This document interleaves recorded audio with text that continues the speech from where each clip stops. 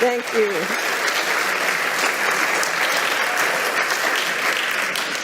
It's so wonderful to be here. I see many friends in the audience, and I want to thank Jan and the organizers and the wonderful new media that's here that's helped bring us together.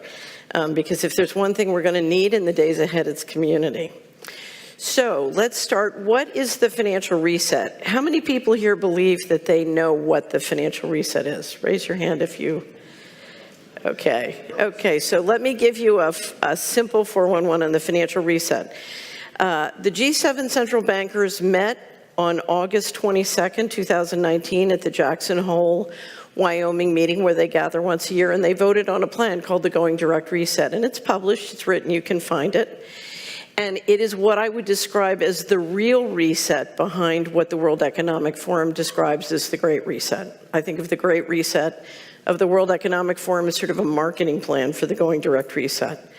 This reset that the central bankers are planning and implementing now, because as soon as they finished that, they went back to Wall Street and to their desks, and on September started a new round of quantitative easing. But this consolidates something which I call the financial coup d'etat. Let me just ask you, how many people here have heard of the financial coup d'etat and understand what it is? Anybody? A few people? Okay. Between fiscal 1998 and 2015, $21 trillion that we know of went missing from the US government. And we don't know, there's more indication that there's much more since then, but they changed the rules and basically took the position we can keep secret books from now on. A lot of institutions are going secret and going dark. The beginning of this was described to me by the president of the largest pension fund in the United States. In 1997, he said they've given up on the country, they're moving all the money out starting in the fall. This is privatization on the just do it method. You pull the assets out, you lever up the governments with debt and bankrupt them, which gives you the ability essentially to take control and end sovereignty. So for the last 100 years or so in the G7 countries, we've had a balance of power between the bankers who control monetary policy and then the electorate votes for a parliament or a Congress, and they oversee the fiscal policy. And now what Going Direct is doing, among other things, is basically the central bankers are moving in and taking control of what the electorate used to run, which is the fiscal policy and the tax money. And one of the things I warn you about this is the rubber is going to meet the road when it comes down to the taxation system. Because if we continue to pay taxes to finance a criminal enterprise, that can't have a good result. So taxation is going to be important. So we have this divided house, which is now being collapsed. And if you notice around the world, you start to see more and more people taking over the governments who have a central banking background. And this is essentially the consolidation of the coup. Now, where is this going? It's going to complete central control with passports, the vaccine ID passports, CBDC, which is an acronym for Central Bank Digital Currency, but I assure you it's not a currency, it's a control system. Universal basic income, by destroying people's ability to produce their own income, you put them on a stipend, more control. And to do all of this, what do you need? You need a smart grid, right? Because you need everything electrified so that the CBDC system can control. Now, when I try and tell people how controlling the system is, they have a hard time believing me. So I thought I would bring a very short video to you today. This is the general manager of the Bank of International Settlements in Basel, Switzerland, speaking at a conference on cross-border payments in October 2020, describing the beauty of the central bank digital system. It's only a minute, and I assure you it brings the message home. So if we could play it now, here we go. Our analysis on CBDC, in particular for the use of general use, we tend to establish the equivalence with cash. And there is a huge difference there. For example, in cash, we don't know, for example, who's using a $100 bill today. We don't know who is using a 1,000 peso bill today. A key difference with the CBDC is that central bank will have absolute control on the rules and regulations that will determine the use of that expression of central bank liability. And also, we will have the technology to enforce that. Those two issues are extremely important, and that makes a huge difference with respect to what cash is. Okay, so what that means is if you have money in your bank account and the new rule is you're not allowed to transact further than 5 kilometers from your home, your card won't work more than 5 kilometers from your home. If they don't want you buying pizza, you can't buy pizza with money in your bank account or with your card. It is complete control, and it solves the taxation without representation problem, because if they want more taxes, they just come take it out of your account. So when the World Economic Forum said it's 2030, you have no assets and you're happy, what I hear is it's 2030, we took all of your assets and you're mind controlled. Okay? So that's sort of English. Okay, so what are some useful steps? For 10 years, I'm no longer doing it, but for 10 years, I helped individual families with investment advisory, and everybody was sort of looking for a way to duck or get around Mr. Global. And unfortunately, the period of getting around or ducking or staying in the middle of the road is over. So I'm going to outline 5 steps that I want you to consider, and the first one is pick a side. We are at a fork in the road. One road leads to slavery, the other road leads to freedom. And you have to decide which side you're on. Okay, we can clap for that. So I did this early. So the process we're all going through together now, I did very early. I started in the 90s. And I had to literally go through a process where, as a very wealthy, successful person, I had to give up everything one by one by one. And you come down to sort of the last phase and you have freedom or your life, and you have to choose. And I chose freedom, and that's when the miracles started. So I'm alive, it worked. But no promises, you have to pick a side, and you have to, this is a burn your boats kind of situation. You can't go back. The second thing you need is a good map. The last speaker did a good job of describing this. We live in a world where there's an official reality or a simulated reality, and it's very much created by what we're now calling, thanks to Brian Garish of UK Column News, the old media. So we have this official reality, but then we have reality.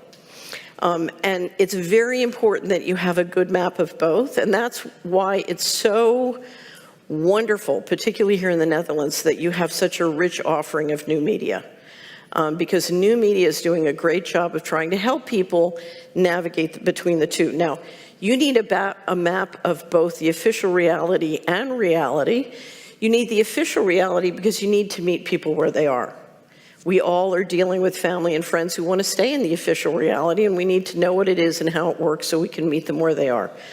But you don't want to use the official reality for risk management, because that's how people lose money. They lose money to financial fraud, they lose money to health fraud.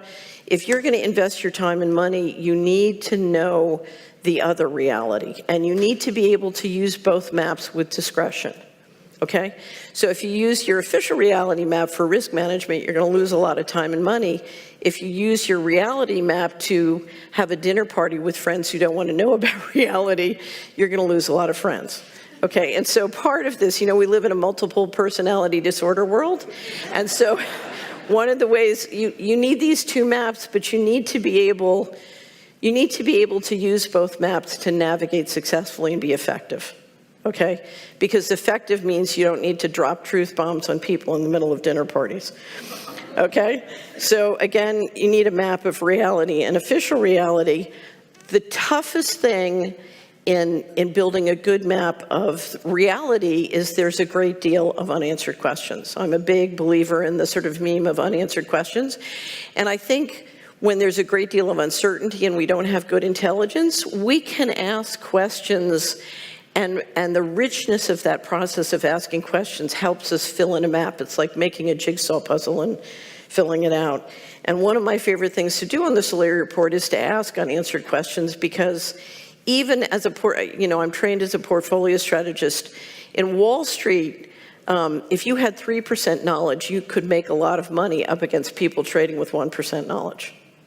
So, you know, we can't wait until we have perfect knowledge to take action. So unanswered questions is a way to deal with it.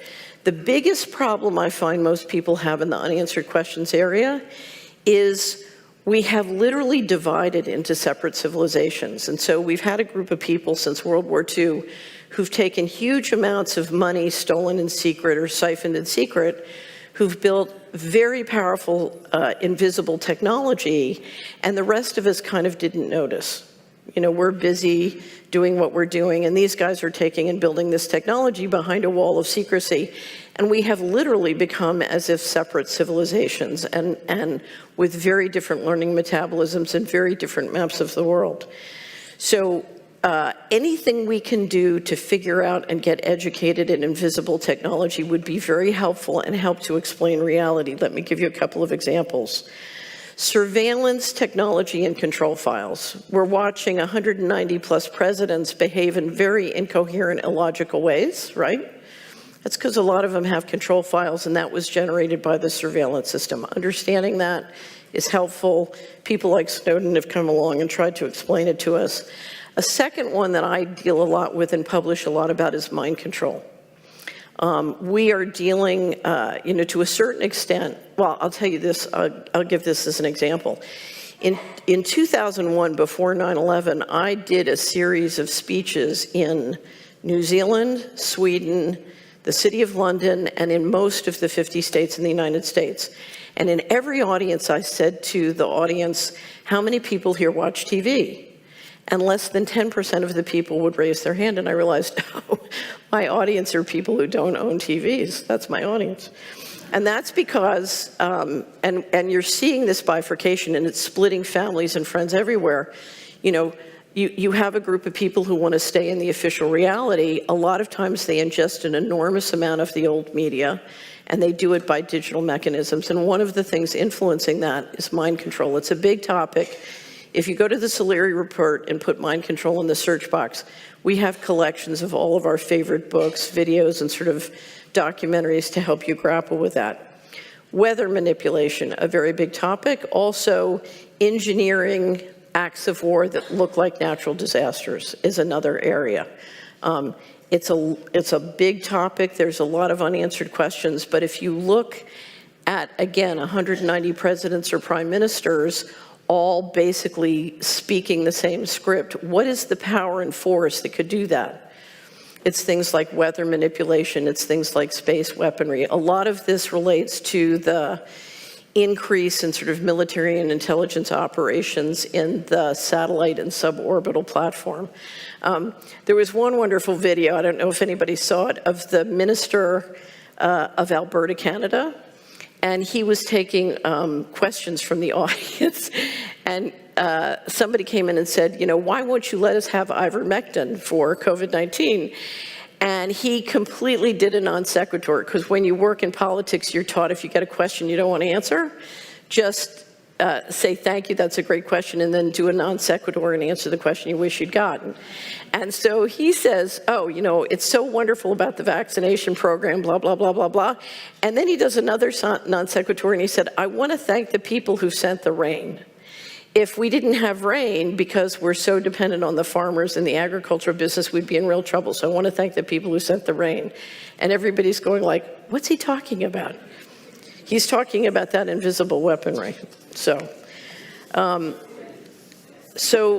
number 3, practical options. If we're going to start to be more resilient and independent of centralized systems, this is all going to come down to basic things: food and water, energy, shelter, health, and community. One of my favorite authors says, your family are the people who won't turn you in. Where's your family? If we haven't found our family, it's a good time to find it. It's really funny. I'm looking at Robert Duper over here, who's my partner, and thanks to Robert, I get to live in the Netherlands. Thank you, Robert. Round of applause.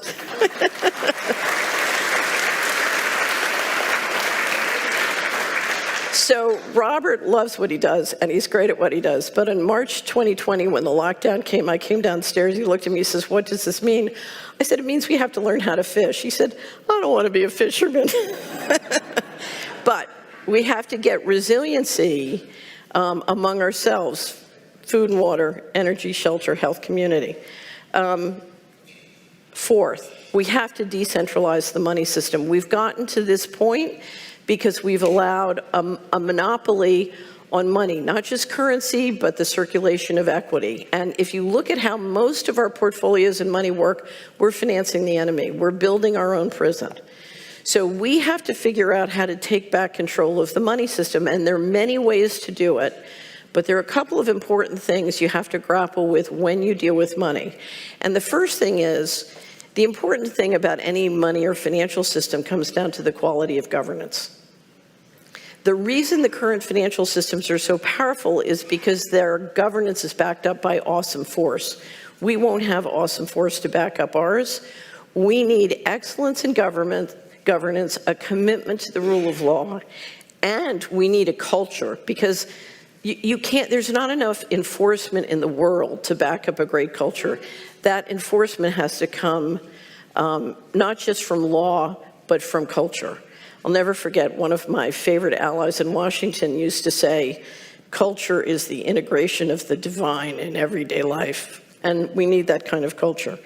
So we're going to have to decentralize the transaction system, and that system is going to have to be both physical and digital. We need the digital for efficiency, but we need the physical to keep it honest and to keep it real. Any all-digital system can be captured. Jan was very nice to mention we have a campaign going called Cash Friday. We're trying to get everybody to return fashionability to cash. And we have many wonderful subscribers who write in and saying, I'm doing all cash now, and all the local businesses are giving me a 10% discount. It's great. So think in terms of, you don't want an all-digital system. For the use of digital, I suggest what we need, and this comes from a wonderful ally named Bill Binney. We need to integrate into all the school and homeschooling curriculums. We need to teach the kids how to make encryption systems. What Bill said, if we can get hundreds of people in a community creating lots of encryption systems and changing them and rolling them over, he said they can't deal with it, it'll drive them crazy. And he used to be the top technical guy at the NSA, so I believe him. And then one other thing, and probably the most important thing, there's a line in Scripture, and now abideth faith, hope, and charity, but the greatest of these is charity. When you are in a fork in the road and some people want to take you into tight central control, into dystopic transhumanism, into very totalitarian kinds of systems, it's very easy to get frustrated, it's very easy to get angry, it's very easy to get mad. And I'm not saying don't do those things, but we need to channel it in a way so that we don't lose our love and we don't lose our empathy. Because our power comes from the fact that we're human. Our power comes from our empathy, and unfortunately, we are in a situation where the people who lack empathy have been very good at finding each other and conspiring together. And so we need a way to find each other and conspire with each other and deal with tremendous evil without losing our empathy and without losing humanity. Because we need a human civilization. So think of, at the root of this, we need to build a human civilization, and we need to build a human civilization with decentralized systems, starting with the currency and the equity in the financial system. But remember, our power comes from our spiritual power, our emotional power, our energetic power, our intellectual power, and more than anything, our imagination. One of the things I always say, now is not the time in our history to have a failure of imagination. And so faith, hope, and love, that is what we need. And each person is different.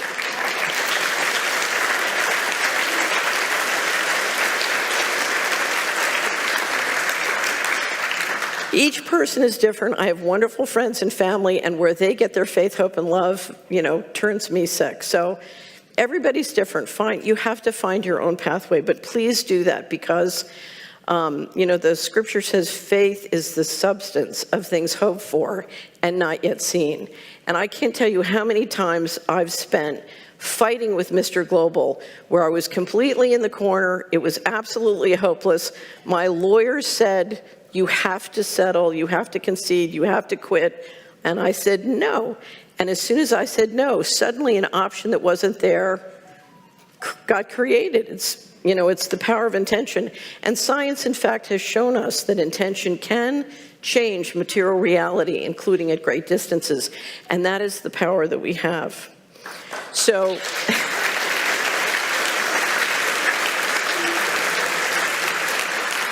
so I just want to end the way I end many Solari reports. You have to understand, I spent my whole life until the time I was almost 50, basically as a conspiracy foot soldier. You know, I was raised to believe that conspiracies were great. They were wonderful things. You got a group of people together and you came up with a plan and then you ran around in secret and you got them implemented, because the future is built through transactions. You know, you have a vision and then transactionally you build into it by building businesses or building projects or building all these things. We thought of conspiracies as wonderful, and it wasn't until I got kicked out of the establishment that I discovered that people thought conspiracies were bad. It was like, well, wait a minute, most conspiracies are legal. They, you know, you just sneak around and you have to do them in secret. And so I realized, well, how are these people going to build a future if they think conspiracies are bad? Because we have to get together and organize and transactionally build our future. So I always ended the Solari report by saying, don't ask if there is a conspiracy. I mean, you don't have to ask now, it's pretty obvious, right? Don't ask if there is a conspiracy. If you're not in a conspiracy, you need to start one. Okay, and it looks to me like there's a lot of good people to conspire in this room, so you know what to do. Ladies and gentlemen, thank you again for the opportunity. Thank you to the organizers.